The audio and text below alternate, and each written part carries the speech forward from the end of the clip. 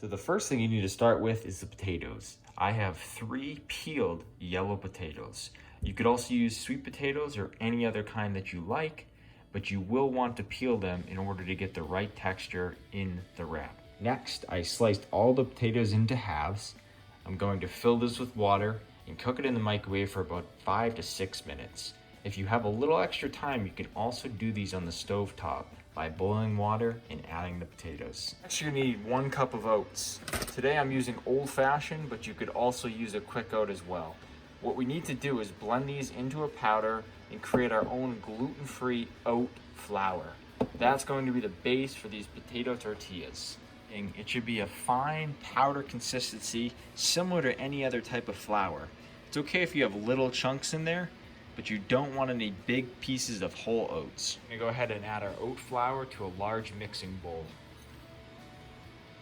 For this recipe, I'm going to use basil, garlic, black pepper, paprika, a little bit of cinnamon, and sea salt. All these spices added to the oat flour, go ahead and mix them all together. But you can add nutritional yeast to the mix to give it a little bit of a cheesy flavor. So I'm gonna go ahead and add about a tablespoon to the oat flour. The easiest way to determine if your potatoes are fully cooked is by taking a fork and poking it into the center. If it goes through easily, your potatoes are ready to go.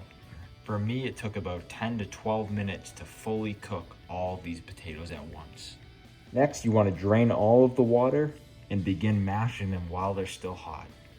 Once you have the potatoes fully mashed, go ahead and add some salt to them and let them cool before adding them to the oat flour. Once the potatoes have cooled, you can go ahead and add them to the oat flour. Next, you want to add a 1/4 cup of dairy-free milk. This will help to create a nice dough-like consistency and prevent it from clumping. For this recipe, I'm using almond milk, but you can use any other dairy-free alternative that you'd like. If it's still too clumpy and dry, you can go ahead and add another 1/4 cup of dairy-free milk. Next, you want to continue to knead the dough until you have a nice ball that isn't too sticky and all of the ingredients are nice and combined. After you let the dough rest in the fridge for 30 to 60 minutes, we'll go ahead and remove it and start forming the tortillas. Next, I've laid down some coconut flour. I've rolled this out into a long roll, and I'm going to slice it in about 4 to 5 pieces that I'll create into small balls that will form our tortillas. With this recipe, you should be able to make about 7 small tortillas. Once you've formed about 7 small balls this size, we'll go ahead and press them into tortillas. Now you can use a rolling pin to make them, but it is much easier to form them by hand. As long as you take your time and you're patient with it, you'll be able to form a nice thin tortilla that will grill very easily. Now I made 7 of these with this recipe. If you do want them larger, you can combine 2 balls into one. Therefore, you make much larger tortillas. The only downside with that is it's a lot harder to handle them and flip them once you have them in the pan. So we're gonna go ahead and get the pan ready to go. All right, so here we go. We're gonna add a little bit of extra virgin olive oil to the pan. I typically don't cook with oil, but for this recipe, it's very important that they don't stick to the pan.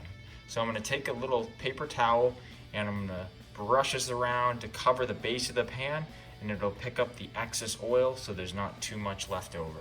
Once the pan's heated up a bit, you can go ahead and add the tortillas. I recommend doing 1 tortilla at a time.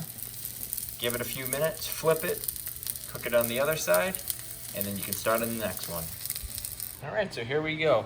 They're gonna look pretty crispy on each side, and depending on what type of consistency you want, that will determine how long you cook them for. As you can see, they're still very pliable,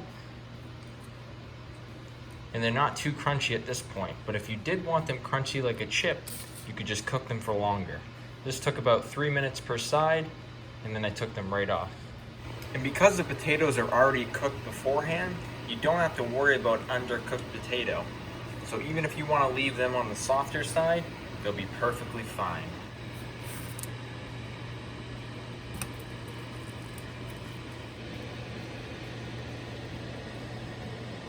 All right, guys, here they are, the finished product. Delicious, gluten-free, plant-based tortilla wraps. And what makes these so unique is they don't use any corn or soy. They're the perfect addition to a great lunch or just a healthy snack for any time of the day. Thanks for watching, guys, and I hope you enjoy the recipe.